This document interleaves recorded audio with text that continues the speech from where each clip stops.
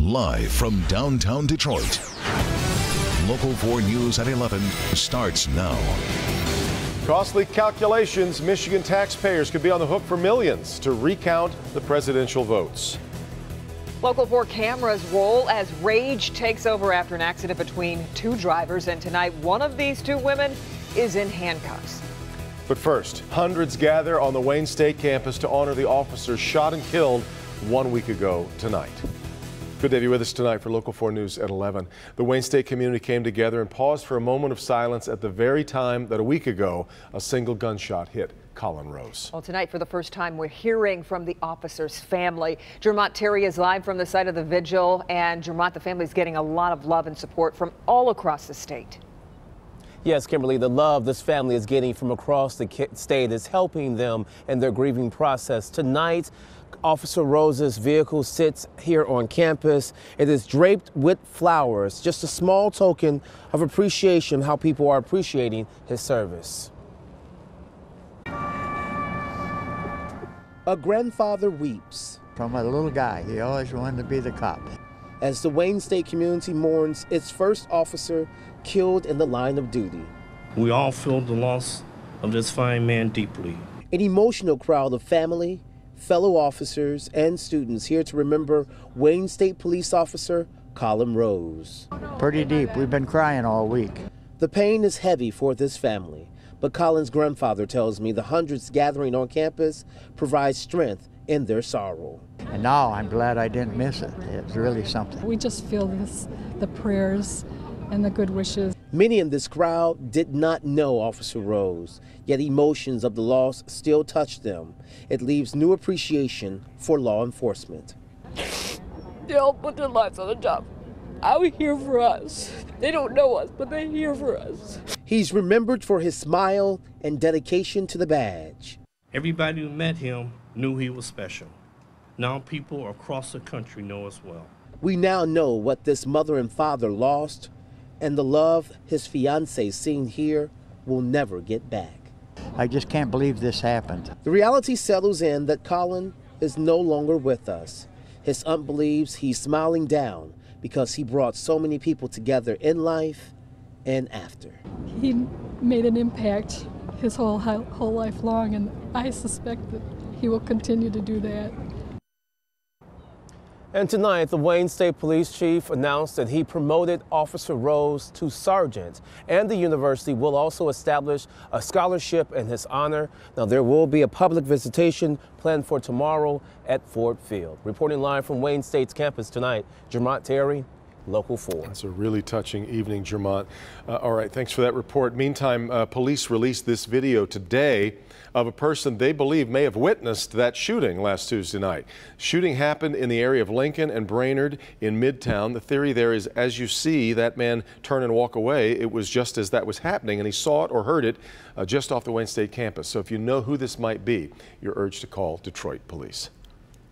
All right, we have some breaking news that we need to pass along to you right now out of Detroit's West Side, where a retired police officer is in the hospital right now after being shot in an attempted carjacking. This all happened around 7:30 at Plymouth Road and Forer Street.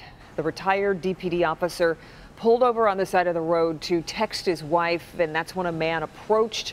There was a struggle, and the retired officer was shot in the hip. Police are searching for that attempted carjacker. As for the retired officer, right now he's recovering here at Providence Hospital. He sustained a non-life-threatening injury and is expected to be okay. Also breaking tonight, a car collision ends with an arrest when one of the drivers attacks the other. Tim Pamplin had the night cam on the scene. It started out as a minor fender bender here along Greenfield at Wadsworth, south of 96, after this young lady drives through the stop sign, but then she gets really angry. Look at her, running, charging, yelling, screaming obscenities, and then wallop, starts beating this old lady, said to be 60 years of age, heading home from work. Tell her friends step in. You gonna pay for that? Detroit police quick on the scene, put this young lady into handcuffs. She's going to cool off downtown while they investigate. She's looking at assault charges. Detroit police tell me they see far too much of this. People's anger, aggression, getting the best of them. That is a scene on the West Side with the night cam. Tim Pamplin, Local 4. My goodness. All right, Tim, we appreciate it. All right, here we go. By tomorrow night, Michigan could be ready to recount. Attorneys for Green Party candidate Jill Stein say they are filing their paperwork for a Michigan recount tomorrow afternoon. Mara McDonald is live, and Mara, the recount could end up costing taxpayers a lot of money. Does anybody really know the price tag that we're talking about here?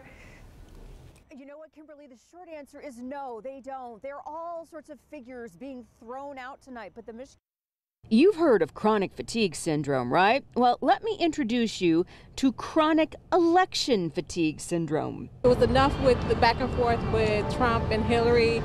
Now this being rehashed over, let's move forward and deal with the issues that are currently at issue now. The election may be over, but here comes the recount. Green Party candidate Jill Stein is targeting Wisconsin, Michigan, and Pennsylvania, demanding and paying for recounts. She wired $3.5 million to Wisconsin tonight to pay that state's tab. Her current tab here in Michigan is more than $900,000. If the Green Party pays for it, I'm all about it, but I don't think the taxpayers should pay any more into this. And that's the big question tonight. Estimates are flying all over the place over what this recount will really cost. And will Michigan taxpayers be on the hook for any money over that $900,000? Well, the answer is they could be. If it's Jill Stein and it's her money, then I mean, y'all go ahead and recount how many times you want to, but not my money. We had a hard time finding anybody who didn't feel exactly how Tramar does, but we did find one. His reasoning? We're worried about what? A recount cost? We're worried about what? Some food stamp recipients? We spend trillions on a war machine, and democracy no longer matters. Back here live, stand by everybody. We're going to see if this recount language gets filed tomorrow. We expect it will by 2 o'clock, and then it's up to Michigan election officials to figure out where we go from here. Kimberly, Devin, back to you. So, Mara, where do we think the Stein camp is hoping to see a shift in votes here? Because, I mean, she came in 4th in Michigan. Well, I think they're looking to see they're hoping they're going to see a shift in votes in Wayne County, and I bet that's where we're going to see a whole lot of challengers there to look at these ballots and try and go through them with a hand count. But Michigan election law is pretty clear. You've got to have some sort of a mark in that circle. It's not enough to have something outside the circle or a stray mark or something. So I'm not sure how successful it's going to be, but stand by. We'll see. Back to you. We will, and if they get the paperwork filed, it could start as early as Friday is what we've been reporting, so we'll see. Mara, we appreciate it. State emergency officials say they are not sure when people are going to be able to return to their homes in Tennessee as the wildfires continue to burn tonight. 3 people have lost their lives in these fires that have taken over Gatlinburg, a tourist destination near the Smoky Mountains. 15,000 acres have been scorched, 250 buildings so far. 14,000 people have had to be evacuated. Fire officials are going to be working through the night due to concerns that more wildfires are going to pop up now in other areas. Looks like a war zone. It really does. It's just extraordinary. It just goes on and on. We're learning more about the man police say is responsible for yesterday's attack at Ohio State. Police say Abdul Artan posted on Facebook that he was angry about attacks on Muslims, and he referenced an al-Qaeda leader. And today, ISIS claimed responsibility and called Artan a soldier. However, police say there's no indication that Artan ever actually communicated with the terror group. Of the 11 people hurt in the attack, 3 of them remain in the hospital tonight. President-elect Donald Trump is going on tour to say thank you to the supporters who helped him win the White House. Trump has credited his rallies as a big part of his campaign win. His tour begins tomorrow night in Cincinnati and may include other swing states he flipped from blue to red, but no word yet if Michigan is on the tour list. Well, talk about a cliffhanger. Look at the video of this boy clinging to the side of a cruise ship. There's no accident, and now the cruise line is investigating. Goodness. Well, it started as a parking lot brawl and then quickly turned into a demolition derby. See what started this dangerous fight on wheels. Hi, Ben. We've had some precipitation tonight, and it has been all liquid, but we will not be able to say that for the rest of the week. We'll look at that and a dry start to tomorrow morning. Coming up. I just thought I got elbowed in the head, and it was no big deal. But Emma's injury was a big deal. More than a year later, she's still recovering. But this doctor warns there are other sports that have a high risk of head injury, including cheerleading. What are they? And the one thing Emma says she could have done right after she was hurt. Coming up on Local 4 News today on Wednesday, it is the science of giving. Tomorrow, Dr. McGeorge shows us what science has to say about picking that perfect present and when less really is more. That's at 5:50, plus all morning long. It's weather and traffic always on the 4s. Join us from 4:30 to 7 a.m. We'll see you Wednesday morning. Like, I'm a straight A kid and I got a D on that test.